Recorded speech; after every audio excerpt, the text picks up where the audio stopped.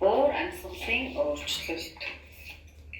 Уур амьсгалын тогтолцоо гэж хий мандал, усан мандал, шим мандал, сав мандлын нийлмэл цогц тэдгээрийн харилцан нөлөөллийг хэлдэг.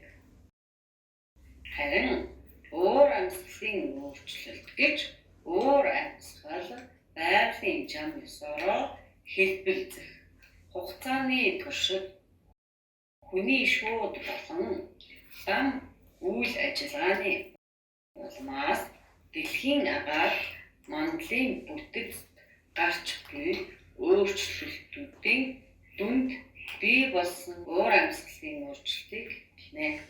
Тухайн орон нутагт цаг ба хэдэн өдрийн өөрөөр хэлбэл тодорхой богино хугацааны агаар мандлыг байгалийн цаг агаар ба цаг агаарын өөрчлөлт гэж нэрлэдэг.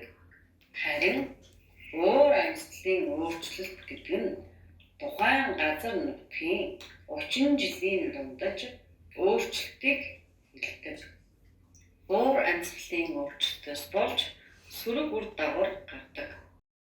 Тухайлбал уур амьсгалын өөрчлөлтөөс үүдэн байгалийн болон зохицуулалттай экологийн тогтцын бүтэц нөхөн сэргээх чадвар буюу чанар үр өгөөж мөн нийгэм эдийн засгийн хэвийн үйл ажиллагаа болон хүний эрүүл мэнд ая таатай байдалд ихээхэн сөрөг нөлөө үзүүлэх физик буюу биологийн орчинд гарах өөрчлөлтийг уур амьсгалын өөрчлөлтөөс гарах сөрөг үр дагавар гэдэг байна. Уур амьсгалын өөрчлөлт нь дэлхийн нийтийн өмнө тулгамдсан асуудлын нэг болоод байгаа билээ. Уур амьсгалын өөрчлөлтийн улмаас цаг агаар эрс дулаарч мөнх цас мөсөн голууд хайлж далаа тэнгисийн усны түвшин нэгдэн байгалийн гамшигт үзэгдлийн давтамж нэмэгдсээр байна. Уур амьсгалын өөрчлөлт эмэгтэйчүүдийг эрхэнд хэрхэн нөлөөлж байна вэ? Уур амьсгалын өөрчлөлтийн үр дагаврыг ямар ч хүйсний хүн ялгаагүй хүртэж байдаг. Гэхдээ уур амьсгалын өөрчлөлтийн үр дагаварт эмэгтэйчүүд эрчүүдээс илүү хүртэмдхий байдаг ба энэ нь ялангуяа хөгжиж буй орнуудад илүү ажиглагддаг. Уур амьсгалын өөрчлөлтөөс гарах үр дагаварт эмзэг нийгмийн бүлгийн охид эмэгтэйчүүд нь түлхүү нэрвэгддэг.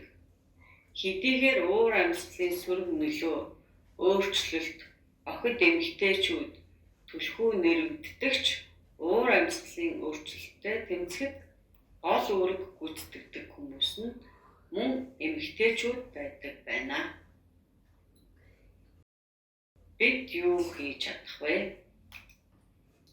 Тогтвортой хөгжлийн зорилгын зорилго 13 уур амьсгалын өөрчлөлтийн үр нөлөөг багасгах хэсгийн зорилт 13-ийн Б-д эмэгтэйчүүд, залуучууд, орон нутгийн болон эмзэг бүлгийн иргэд голлон анхаарч нэн буурай хөгжилтэй улс орнуудад уур амьсгалын өөрчлөлттэй холбоотой үр дүнтэй төлөвлөлт менежмент хийх чадварыг нэмэгдүүлэхийг механизмыг хөхүүлэн дэмжих хэрэгтэй гэж заасан байдаг. Тиймээс охид эмэгтэйчүүд нь уур амьсгалын өөрчлөлтийг бууруулах, даван туулах, дасан зохицох бүхий л шатны ажилд идэвхтэй хувь нэмрээ оруулах боломжтой.